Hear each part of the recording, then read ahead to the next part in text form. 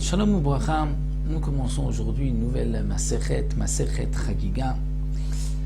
Et nous commençons par le premier Pérek. La Masechet Chagiga, c'est une Masechet qui concerne cette mitzvah que nous avons de monter au moment des trois fêtes de pèlerinage à Yerushalayim, donc Pessah, Shavuot et Sukkot. Et au moment de ces trois fêtes, on devait apporter des korbanot dans la Hazara, comme c'est marqué dans le Passouk, qu'on ne devait pas arriver les mains vides dans la Hazara, dans l'enceinte du Beth Amikdash. Et donc la Mishnah va nous parler donc d'abord de la mitzvah de Re'iyah, c'est-à-dire de la mitzvah de venir voir, ou plutôt on va dire de venir se montrer dans la Hazara au moment des trois fêtes. Donc à Kol Chayavim Bare'iyah, tout le monde a l'obligation de venir au moment des trois fêtes se montrer dans la Hazara. Lorsqu'on dit tout le monde, qu'est-ce que cela vient inclure? Vient inclure même celui qui est moitié esclave et moitié libéré. C'est-à-dire un esclave qui appartenait à deux associés, un des deux associés a libéré sa partie, ce qui lui appartenait, donc l'esclave est entre deux.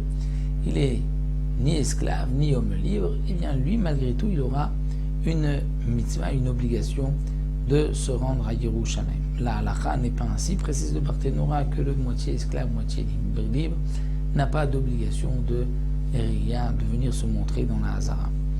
Donc la Mishnah nous dit, tout le monde a cette obligation, et nous verrons par la suite que lorsque quelqu'un venait au Beth Amikdash, il devait même apporter des korbanot. Donc tout le monde a cette obligation de venir se montrer dans la Hazara, chutz à l'exception du cheresh. Du cheresh, c'est-à-dire du sourd.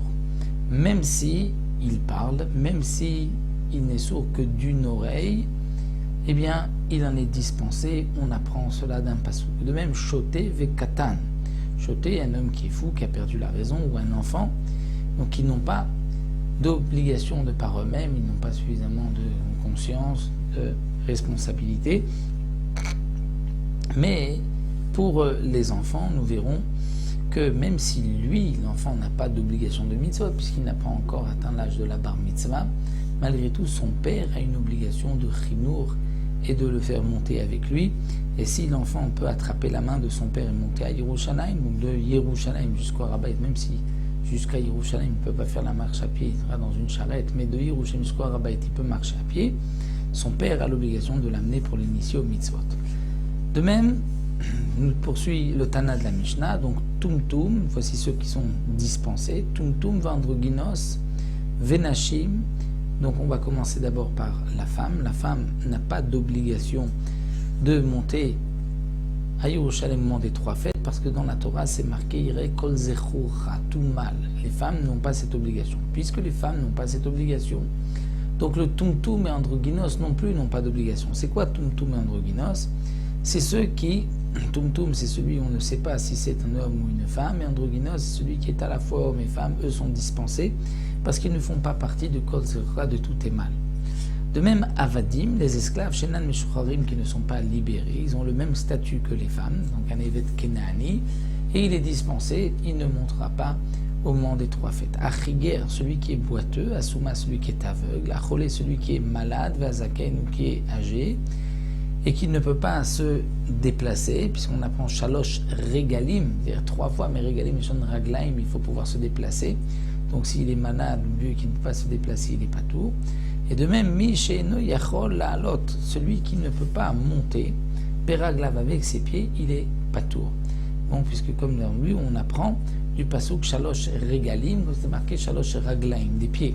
Il faut qu'il puisse monter avec les pieds. Donc là, dans la Mishnah, nous avons vu que tous ceux qui sont mentionnés sont exemptés de cette mitzvah, certains parce qu'ils ne peuvent pas marcher, d'autres parce qu'ils ne sont pas, comme chez Kata, ne sont pas conscients, d'autres ne font pas partie de Kol Zechura des mal, d'autres il y a un pasouk qui vient les exclure, comme l'aveugle et le sourd. Et donc la Mishnah nous avait dit que l'enfant est dispensé. Il est dispensé parce que lui, on ne peut pas le rendre à des mitzvot, il n'a pas encore 13 ans. Malgré tout, son père aura une obligation de le monter à Yerushalayim pour l'initier au mitzvot. Donc de quel katan il s'agit? Quel est l'enfant qui est dispensé? C'est au katan. Pour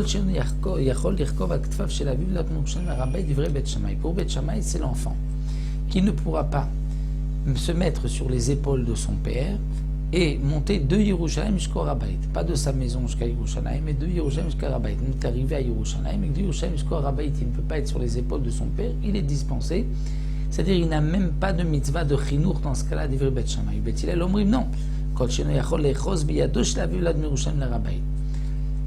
Pour pouvoir avoir une obligation, ou au moins Mishum Chinour, pour l'initier au mitzvot, il faut qu'il puisse marcher, pas être sur les épaules de son père. Donc celui qui ne peut pas attraper la main de son père et monter de Yerushalayim jusqu'au Bet Hamikdash ou à Rabbait, il est dispensé. Chez Nehema, comme c'est marqué, et là on revient nous expliquer le Barthénora sur le début de la Mishnah, chez Nehema, Shalosh Regalim, 3 fêtes, 3 fois dans l'année, et ces 3 fêtes, Shalosh Regalim, c'est marqué la chaîne Regel avec les pieds. Donc on apprend de là aussi qu'il faut pouvoir se déplacer à pied pour avoir la mitzvah. Donc le katan, comme nous l'avons vu, lui est dispensé de mitzvot, mais s'il peut se déplacer, il peut donner la main à son père et monter de Yerushalayim jusqu'au Rabbait. Il a une obligation, mais que midé Rabbanan pour l'initier au mitzvot.